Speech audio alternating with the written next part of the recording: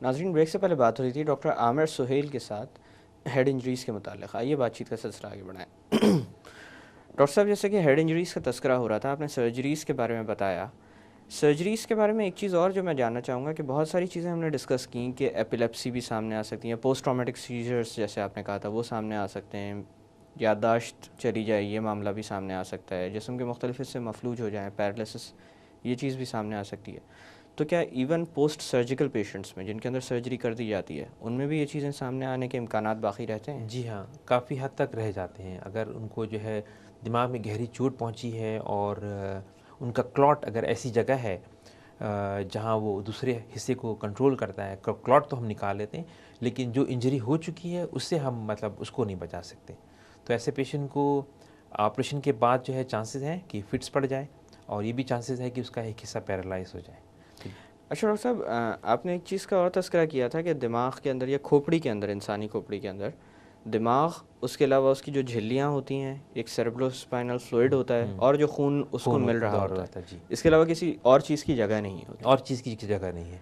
तो इसी चीज़ को एक तरह से सबसाइड करने के लिए एक तरह की सर्जरी इंट्रोड्यूस करवाई गई थी जिसको स्कल कैप को जिसमें रिमूव कर दिया जाता है या क्रेनिएक्टमी जिसको कहते हैं जी, उसके बारे में कुछ बताइए, ये कितनी कामयाब रही? इसको कहते हैं डिकम्प्रेसिव क्रेनेक्टमी। जब कोई एक क्लॉट इतना ज़्यादा बढ़ जाए तो जगह ना हो ब्रेन को फैलने के लिए। अगर हम ब्रेन को जगह नहीं देंगे या उसके अंदर सूजन बहुत ज़्यादा है जिसको कहते हैं ब्रेन इटीमा, अगर उसको जगह नहीं देंगे तो फिर वो धीरे धीरे डेड होना शुरू हो जाएंगी। और चूँकि आपने शुरू में जिक्र किया था कि ब्रेन के अंदर रिजेनरेशन पावर नहीं है, तो एक मरतबा जो चीज़ डेड हो गई वो डेड हो गई। इसमें जो है अभी कुछ सालों से जो है एक हमने वो उसको सर्जरी है, उसको कहते हैं डिकम्प्रेसिव क्रेनेक्टमी, यानी कि एक बोन का, स्कल बोन का एक बड़ा हिस्सा जो है हम निकाल देते हैं और उसके ऊपर वापस जो है वो खाल लगा देते हैं, तो स्किन कवर हो जाती है। तो ब्रेन को ये है कि टेम्परेरी एक जगह मिल जाती है स्वेलिंग की, ठीक है, और धीरे धीरे वो स्वेलिंग सबसाइड हो जाती है। ये काफ़ी हद तक मतलब कामयाब है, लेकिन इसमें कामयाबी सिर्फ और सिर्फ पेशेंट की जान बचाने की हद तक है। फंक्शन इसका पेशेंट का कितना वापस आता है ये कहना मुश्किल है, लेकिन स्टडीज़ ने शो की है कि ये काफ़ी सक्सेसफुल रहा है। अच्छा डॉक्टर साहब, क्या प्रिवेंशन किसी हद तक मुमकिन है हेड इंजरीज़ के मामले में? किसी हद तक नहीं, काफ़ी हद तक जो है प्रिवेंशन मुमकिन है। और प्रिवेंशन जो है स्टार्ट होती है प्राइमरी प्रिवेंशन से, यानी कि एक बार जैसे कि आप न्यूरोसर्जन हैं और अगर आपके पास पेशेंट पहुंच गया है तो आप जो है वो एक हद तक प्रिवेंशन कर सकेंगे, ठीक है, मज़ीद डिटीरिएट होने से।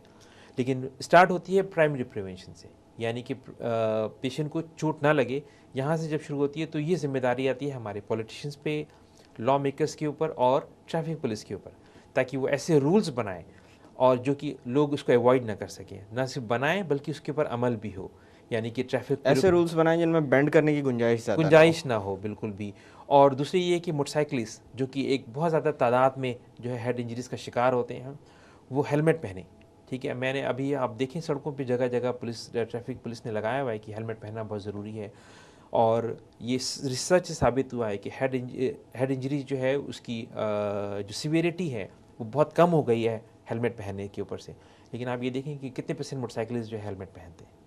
तो प्राइमरी प्रिवेंशन शुरू होती है कि हमारे रोड्स अच्छी हों, ठीक है, हाईवेज़ अच्छी हों, स्पीड लिमिट्स हों, लोग जो है ख़ास तौर पे कार वाले भी एग्जामेशन नहीं है, वो भी सीट बेल्ट लगाएं, ठीक है, और मोटरसाइकिलिस्ट हेलमेट पहने, यानी रूल्स हों जिनको फॉलो किया जाए। जी बिल्कुल सही, रूल्स हों और उनके ऊपर जो है बड़ी सख्ती से जो है अमल दरामद हो, तो एक हद तक जो है वो हम प्राइमरी प्रिवेंशन कर सकते हैं। जी। अच्छा डॉक्टर साहब, इसी तरह से बुज़ुर्गों में एक चीज़ जो मैंने अक्सर बेशतर देखी है, बहुत सारे बुज़ुर्ग कार्डियक प्रॉब्लम्स के साथ भी मौजूद होते हैं, उनके अंदर ऐसी दवाएं दी जा रही होती हैं जो उनके खून को पतला रखती हैं, और उसके अलावा दिमाग के अंदर भी कुछ चेंजेस आते हैं एज के साथ। तो क्या बुज़ुर्गों में जो चोटें लगती हैं वो और लोगों की निस्बतन मुख्तलिफ होती हैं? वो थोड़ी सी मुख्तलिफ होती हैं। अगर ऐसा पेशेंट है जो कि ब्लड थिनिंग एजेंट्स ले रहा है, जैसे कि एस्पिरिन है, और भी मेडिकेशंस हैं, तो उसमें ये होता है कि उनको क्योंकि एक एज की वजह से भी और बीमारी की वजह से भी जो है वो थोड़ा चलने फिरने में प्रॉब्लम हो सकती है, तो उनके अंदर रिकरेंट फॉल्स, ठीक है, बड़े माइनर हों, चलते फिरते वो अचानक से चोट लग गई, गिर गए, और उसके बाद बिल्कुल ठीक से दोबारा से चलने लगे। ये जो है वो आगे चल के एक शक्ल अख्तियार करती है जिसको हम कहते हैं क्रॉनिक सबड्यूरल। ठीक है, उसमें भी यही होता है कि झिल्ली के अंदर जो है खून जमा हो जाता है, लेकिन वो जी। धीरे धीरे जमा होता है। इस वजह से मरीज़ एक दिन में हॉस्पिटल नहीं पहुंचता या एक दिन में डॉक्टर के पास नहीं पहुंचता। जो रिश्तेदार हैं वो ये शिकायत करते हैं कि साहब अच्छे थे, लेकिन अभी पिछले कुछ हफ्तों से जो है ये चलते फिरते नहीं हैं, बातचीत नहीं करते हैं। तो ऐसे पेशेंट का फिर से सीटी स्कैन होना चाहिए और उनका छोटा सा ऑपरेशन होता है जिसको कहते हैं बरहोल।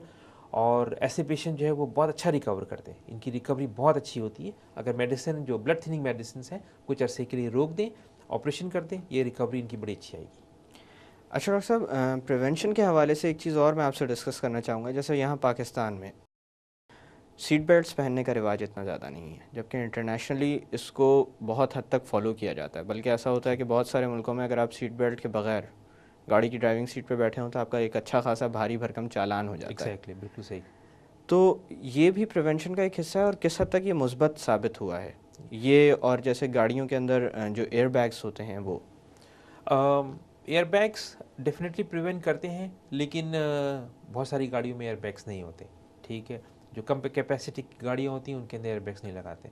लेकिन अब दुनिया में हर जगह है कि जहाँ भी जो भी गाड़ी हो, चाहे किसी भी कैपेसिटी की हो, उसके अंदर सीट बेल्ट बहुत ज़रूरी होती हैं। अब आप ये देखें कि एक गाड़ी जो है वो 70-80 किलोमीटर के हिसाब से दौड़ रही है, जो कि एक 60-70 किलोमीटर एक नॉर्मल स्पीड है। बिल्कुल। अगर किसी वजह से ब्रेक लग जाए, ठीक है, कोई इमरजेंसी हो, इसको ब्रेक लगाना, और पीछे वाले पैसेंजर्स जो हैं वो अगर सीट बेल्ट ना पहने हुए हों, तो वो एक मैक्सिमम फोर्स के साथ जो है ना वो आगे जाते हैं।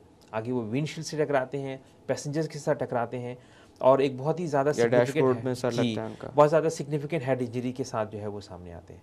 तो डेफिनेटली सीट बेल्ट जो है वो भी प्रिवेंशन का हिस्सा है, और काफ़ी एक मुस्बत। काफ़ी एग्जैक्टली बिल्कुल पॉजिटिव वे में है, और मतलब सिग्निफिकेंटली रिड्यूस करता है हेड इंजरी के प्राइमरी हेड इंजरी को।